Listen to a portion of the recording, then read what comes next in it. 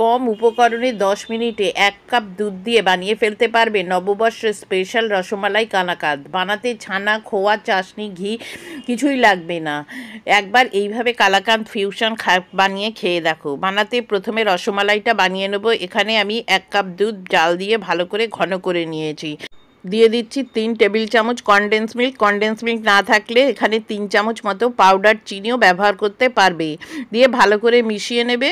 যখন মেশানো হয়ে যাবে তখন এখানে 1 প্যাকেট আমুলের 10 টাকা দামের যে প্যাকেট আছে সেই প্যাকেটটা দিয়ে দিচ্ছি। মোটামুটি 3 টেবিল চামচ মতো হবে।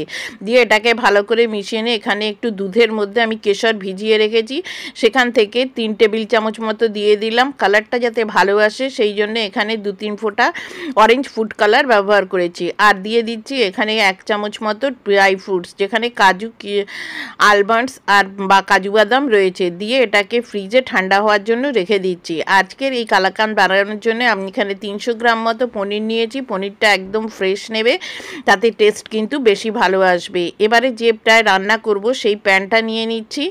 এখনও কিন্তু এটা আমি গ্যাসে বসাইনি। এবারে গ্রেট করে রাখা পনিরগুলো এই প্যানের ভেতর দিয়ে দেব। দিয়ে এখানে আগে থেকে জাল করে রাখা 1 কাপ দুধ দিয়ে দিচ্ছি। আর এখানে আমি 3 টেবিল চামচ মতো চিনি দিয়ে দিচ্ছি। মিষ্টিটা তোমাদের পছন্দ মতো দেবে। আমি 3 টেবিল চামচ দিলাম, কারণ না পরে আমি কনডেন্স মিল্ক ব্যবহার করব।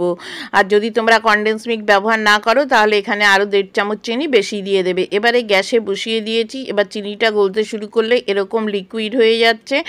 এবার এর ভেতরে দিয়ে দিচ্ছি আরও 1 প্যাকেট এরকম 10 টাকা দামের আমুল স্প্রে।